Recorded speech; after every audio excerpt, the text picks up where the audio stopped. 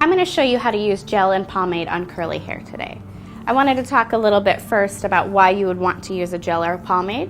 I feel like gels and pomades are good if you have really frizzy hair, meaning that you don't just have a couple of areas of frizz, you have an overall feeling of frizziness to the hair.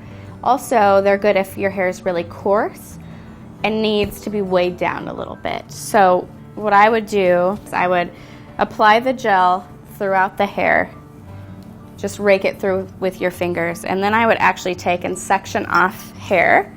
So I would just section up all of the top hair and focus on the bottom, and you could do two things here.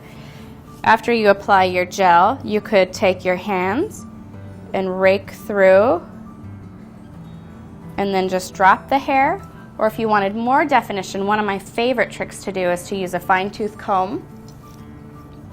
And this one can be a little bit tricky only because our instinct is to always touch the hair.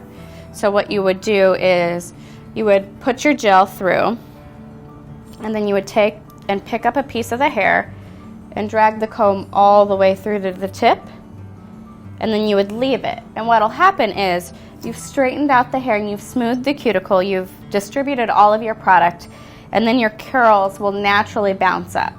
So I would do this to each section, leave it alone, don't touch it, keep moving up the head, grabbing sections, pulling your comb all the way through the tips. And what you'll see is you'll see the hair start to ribbon up. So it's a very soft effect, but it's the smoothest look possible. This is beautiful in really coarse, really curly hair. And you would continue to do this all the way up through the head. And then I would recommend either diffusing it or letting it air dry.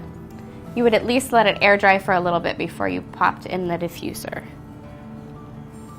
So you would just continue that all the way up to the head, and that is how to use gel or pomade on curly hair.